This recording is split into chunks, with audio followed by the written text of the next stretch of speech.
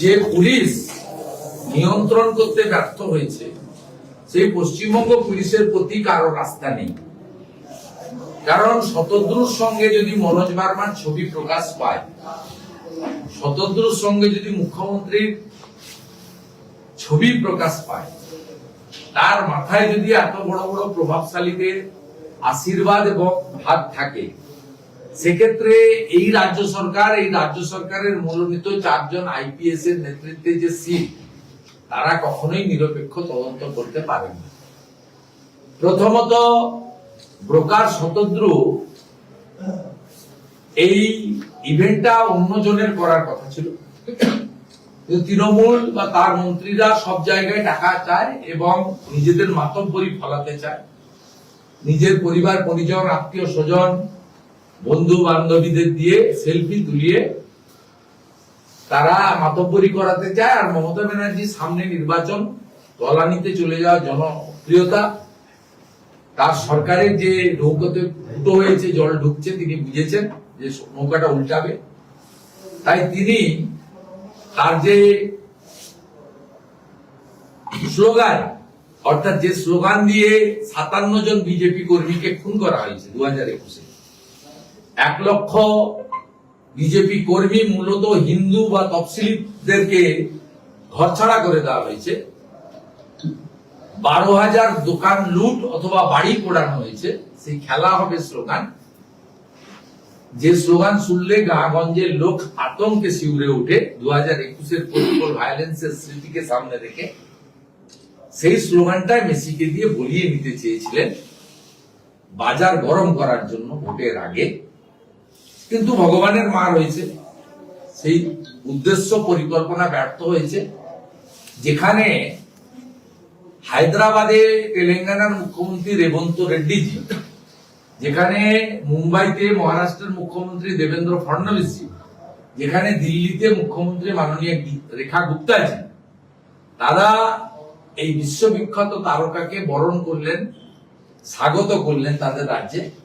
সেখানে আমাদের এই রাজ্যের সর্বশক্তিমান বলে জাহির করা মুখ্যমন্ত্রী একাই নাকি হিলিয়ে দেবে ভারতবর্ষকে, গুজরাটও দখল করে নেবে, হিলিয়ে দেব, কয়েকদিন আগে বলেছে।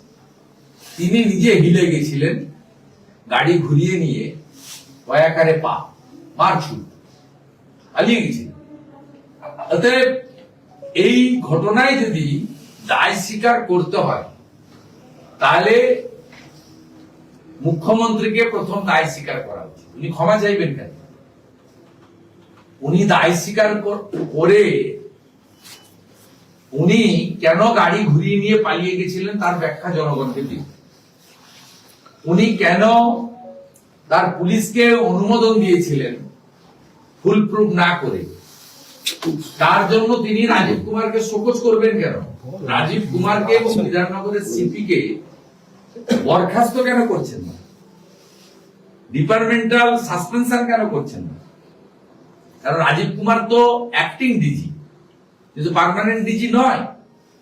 তাকে কেন সরাচ্ছেন না? দ্বিতীয়ত, ক্রীড়ামন্ত্রী অরূপ বিশ্বাস তিনি একটা দপ্তরের মন্ত্রী নন, তিনি বিদ্যুৎ এবং আবাসন দপ্তরেরও মন্ত্রী। একইভাবে সুজিত ঘোষ, যিনি কমপ্লিমেন্টারি টিকিট রাস্তায় দাঁড়িয়ে বিতরণ করছিলেন, তিনিও ফায়ার ব্রিগেড দপ্তরের মন্ত্রী। তাদের মন্ত্রিসভা থেকে বরখাস্ত করে তদন্তের মুখোমুখি হওয়ার নির্দেশ কেন দিচ্ছেন না? 3টে দপ্তরের একটা দপ্তর যেখানে আগামী 2.5 মাসের মধ্যে মন্ত্রী লেখা যাবে না, নীলবাতি লালবাতি লাগানো যাবে না, মাত্র 2.5 মাস বাকি আছে মডেল কোড অফ কন্ডাক্ট চালু হতে। সেই সময়ে জনগণকে, মিডিয়াকে থাপ্পা দেওয়ার জন্য এবং বিরোধীদের মুখ বন্ধ করার জন্য এই যে মুখপাত্রের পোস্ট এবং ডিলিট, পোস্ট হয়েছে আবার ডিলিট হয়েছে, এই নাটক ড্রামাবাজি কেন? মমতা বন্দ্যোপাধ্যায় সব সময় নিজে ভালো অন্যরা খারাপ এই কথা বলেন, আবার ভোটের সময় বলেন 294টাতে আমি প্রার্থী। একাধিক উদাহরণ রয়েছে, সারদার মেন বেনিফিশিয়ারি ছিলেন মমতা ব্যানার্জি, সুদীপ্ত সেনকে জেলে পুরেছিলেন, রাজীব কুমারকে দিয়ে তথ্য প্রমাণ লোপাট করেছিলেন, অন্যের ঘাড়ে বন্দুক রেখে নিজে বেঁচেছেন। একইভাবে আরজি করের ঘটনায় সঞ্জয়কে জেলে পাঠিয়েছেন, সন্দীপ ঘোষ বিনীত গোয়েলদের আড়াল করেছেন। একইভাবে কেষ্টমণ্ডলের মাথায় অক্সিজেন কম যায়, ওর পিছনে লেগে আছে ছেলেটার পিছনে, আপনিই বলেছিলেন। আবার গ্রেপ্তার হওয়ার পরে হাত তুলে দিয়েছিলেন, আবার জামিনে মুক্ত পাওয়ার পরে বোলপুরের আইসির মাকে স্ত্রীকে ধর্ষণ করবে বলার পরেও তাকে পুরস্কার দিয়েছেন। ঠিক একইভাবে শাহজাহানের ক্ষেত্রে বিধানসভায় দাঁড়িয়ে বলেছেন যে ভোটের সময় শাহজাহানকে এরা আটকে রাখতে চায়। সেই শাহজাহানের কীর্তিকলাপ ক্রমশ মানুষ দেখতে পাচ্ছে। জ্যোতিপ্রিয় মল্লিকের ক্ষেত্রেও বলেছিলেন বালুকে ফাঁসানো হচ্ছে। 14 বেহালাতে দাঁড়িয়ে বলেছিলেন যে পার্থ এত টাকা রেখেছে, চুরি করেছে আমি জানতাম না। আপনি বলেছেন। অর্থাৎ আপনি বরাবরই অন্যের ঘাড়ে বন্দুক রাখেন এবং নিজেকে সরিয়ে রাখেন, এবং আমরা আপনার এই সিদ্ধান্তের উপরে নির্ভর করি না, সমর্থন করি না। পশ্চিমবাংলার মানুষ আপনার অপসারণ চায়, অরূপ সুজিতের গ্রেপ্তার চায়, এবং পশ্চিমবাংলার মানুষ মহামান্য অ্যাক্টিং চিফ জাস্টিসের নেতৃত্বে হাইকোর্টের হস্তক্ষেপ চায়। আগামী বৃহস্পতিবার হাইকোর্ট এই মামলা রেখেছে। বিভিন্ন ইস্যুতে পশ্চিমবাংলায় দুর্নীতি, স্বেচ্ছাচারিতা, অনিয়ম বেনিয়ম ইত্যাদির ক্ষেত্রে হায়ার জুডিশিয়ারি ত্রাতার ভূমিকা নিয়েছেন।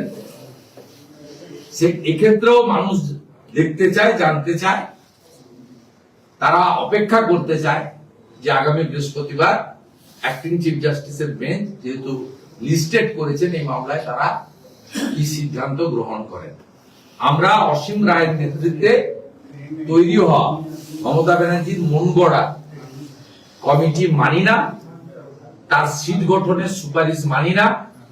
পীযূষ পান্ডে সহ 4 আইপিএস অফিসার, যারা মূলত মমতা ব্যানার্জির দাবেদারি করা আইপিএস অফিসার, বিভিন্ন ইস্যুতে মমতা ব্যানার্জির হয়ে প্রেস কনফারেন্স করা থেকে অনিয়ম বেনিয়ম করা, এই লোকেদের দ্বারা, মমতার স্থাবকদের দ্বারা কোনো সিট নিরপেক্ষ তদন্ত করতে পারে না, এবং অবিলম্বে চিটেড যুব সমাজের অর্থ যে কদিন গেল সুদ সহ, এই 4-5 দিনের সুদ সহ ফেরতের দাবি বিরোধী দল নেতা করছে।